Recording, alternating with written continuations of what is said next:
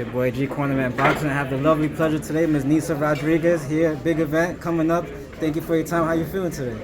Can't complain. I just flew in from Puerto Rico last night, so I'm not a fan of the cold, but I'm looking forward to going back. Right, so I mean, this is your big pro debut. You had a stellar amateur career, 8-time Golden Glove champ. You won the gold medal in the Caribbean, Latin, Central American Games. You know, what was the big decision to, finally go into the pro ranks? Mainly my son. My son kind of pushed it. I was on the job for a couple of years, and he's like, you're not gonna go pro, you're not gonna do nothing. Like, I would like to see you go pro, and from there, you can't just half-ass anything. So hopefully within the year or next year, we'll be going for some world titles. Right, nice. Now, as we know, you're a professional at the moment. You're an NYPD officer. How do you juggle the two between working a job like that and a boxing career? I'm fortunate to be part of the Chiefs Department Rapid Response, so my main purpose is to deal with at-risk youth and anything that has to deal with kids. So for me, it's not really a job. I love what I do, and I'm blessed for the position I'm in. And you have to make the time. Anything in life, you have to make the time if you want. Right, because not only that, you're a loving mother as well. But how old is your son now, if you don't mind me asking? My son is 14 now. Wow, so you've been fighting for a very long time. Yeah. He's 14 years old. Now, how have you been able to juggle that as well? I don't know. I had my son very young. That's something I would recommend, but he changed my life. He made me want to do better. He made me, put on the hustle. And we grew up together. Right now he's boxing as well. Not my decision.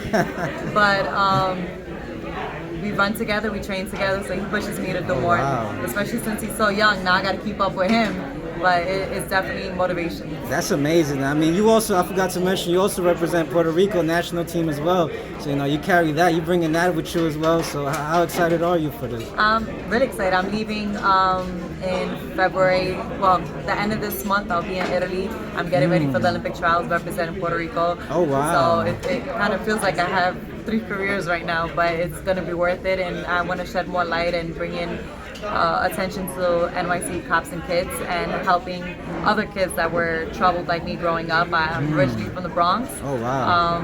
I found a safe haven in cops and kids, so I want to do more for that. Right. Shout out to cops and kids. They do a lot for the community. Having people like yourself, as the staff, it's a great place. They do a lot of good things. Speaking on the Olympic Games, what do you think about, because you'll be a professional by that time, right? So what do you think about, the whole thing about allowing professionals to join the Olympic Games? It's always borderline because there's a lot of things being tossed in, especially with women boxing. The rule is to have less than 10 fights and have no titles to your name. I'll by then only have 1 fight. This was something that was kind of meshed in the middle because I qualified for the last Olympic Games, but due to an injury I couldn't go. Oh, wow. And this is something like a lot of people can't say. People could say that, I've been in the gloves, I've went pro, but a lot of people can't say I've been in the Olympics, I'm an Olympian. So this is something that I need to cross off for myself with all the years that I've put into the boxing world. Absolutely, that's amazing.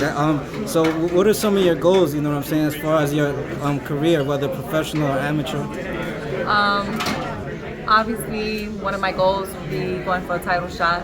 On top of that, just using the exposure I get from boxing to bring it to New York City cops and kids and show how New York needs more boxing gyms. Within the gym, we give tutoring, we do mentoring. Whether you want to be in NYPD, FDNY, some city exam, because right now it's really hard for a lot of our kids. And I feel like a lot of the neighborhoods that need these programs that are free of charge for all kids are lacking. And then that comes with the rising crime in these areas too. So I feel like the more we invest in our youth, the better it will be for tomorrow. That's awesome, champ. I love it. You're such an exemplary woman, with all the things that you have a lot of things going on in your life, and I can't wait for the world to see on a global level, the things that you bring, I feel like you're an exemplary role model. So, is that kind of a role you would like to take on in your career?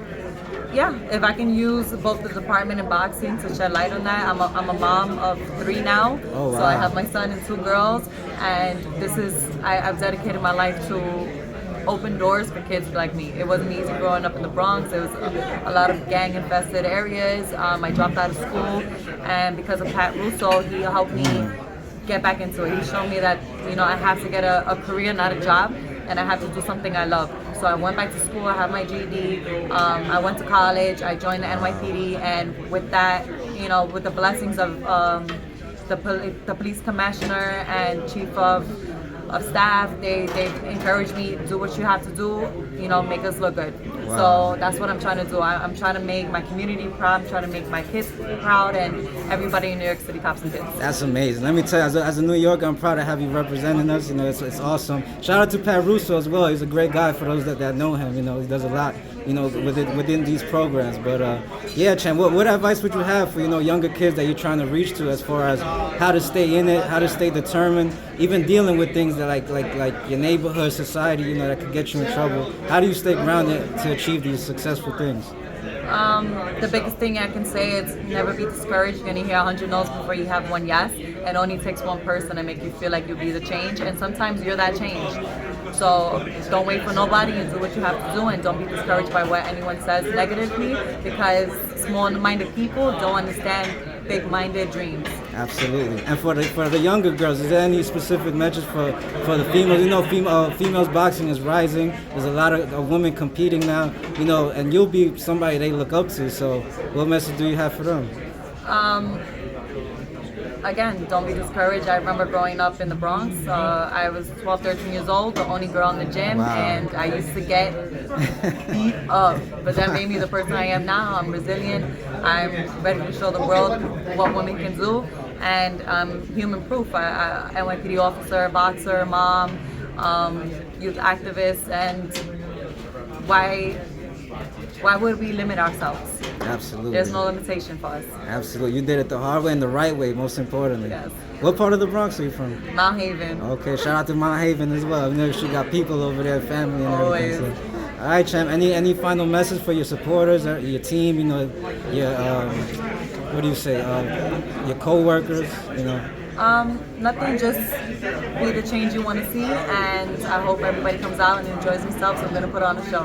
Right, and for those that may not know already, where can we follow you on social media? On Facebook, just Nisa Rodriguez, and on Instagram is sweet_destruction. Awesome. Thank you so much for your time. We wish you for the best in your boxing career, your career as an officer, and just everything you want to do in life, as a mom as well. Thank you. Thank you very much. Bye.